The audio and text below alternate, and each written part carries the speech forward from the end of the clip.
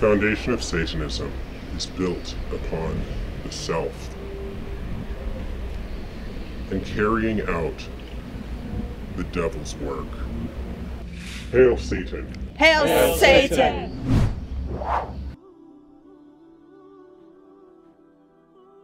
Satanism adalah satu istilah moden untuk merujuk kepada perkumpulan bersifat agama yang berpegang kepada ideologi atau fahaman falsafah yang berasaskan syaitan.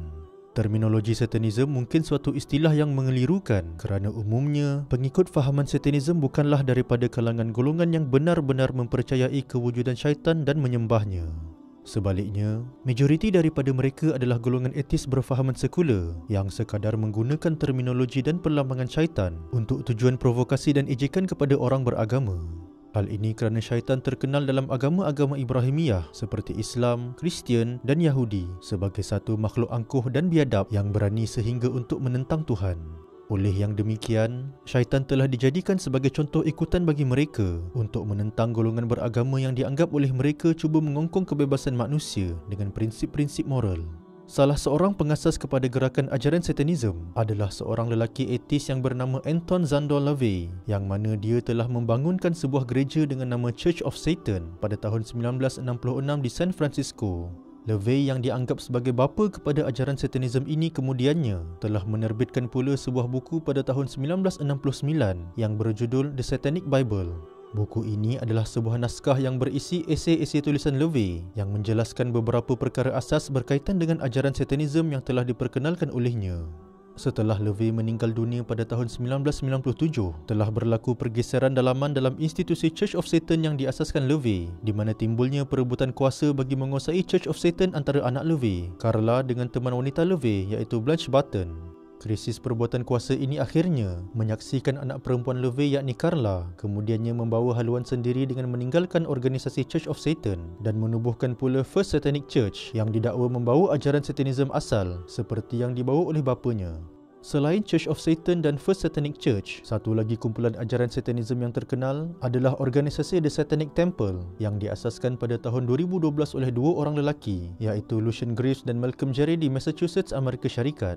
Berbeza dengan Church of Satan yang dibangunkan oleh LaVey, The Satanic Temple lebih bersifat terbuka dan aktif dengan golongan yang berada di luar daripada kelompok mereka.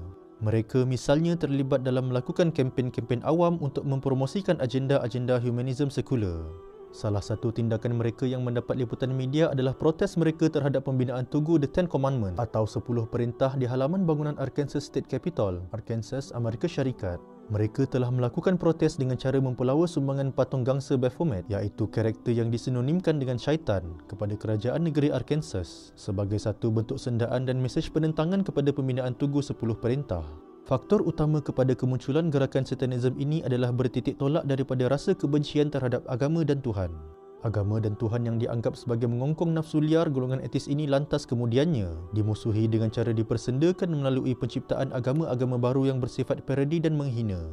Kelompok manusia seumpama ini umumnya merasakan bahawa mereka mempunyai hak untuk mengikuti apa sahaja keinginan hawa nafsu mereka dengan tanpa dikawal atau diatur boleh dan tidaknya oleh mana-mana autoriti. Sikap keji mempertuhankan hawa nafsu seperti ini walau bagaimanapun menariknya telah pun lama disebutkan Allah dalam Al-Quran sebagai satu bentuk peringatan untuk dijauhi agar sentiasa mendapat petunjuk. Firman Allah dalam Al-Quran, "Afara'aita man ittakhadha ilahahu hawahu wa adallahu Allahu ala ilmin wa khatama ala sam'ihi wa qalbihi wa ja'ala ala basarihi ghishawah faman yahdihi min ba'dillah afala tadhakkarun." Maksudnya, dengan yang demikian, bagaimana fikiranmu wahai Muhammad terhadap orang yang menjadikan hawa nafsunya Tuhan yang dipatuhinya dan ia pula disesatkan oleh Allah kerana diketahuinya bahawa ia tetap kufur ingkar dan dimeteraikan pula atas pendengarannya dan hatinya serta diadakan lapisan penutup atas penglihatannya, maka siapakah lagi yang dapat memberi hidayah petunjuk kepadanya sesudah Allah yang menjadikan dia berkeadaan demikian? Oleh itu, mengapa kamu, wahai orang-orang yang ingkar, tidak ingat dan insaf? Surah Al-Jathiyah ayat 23.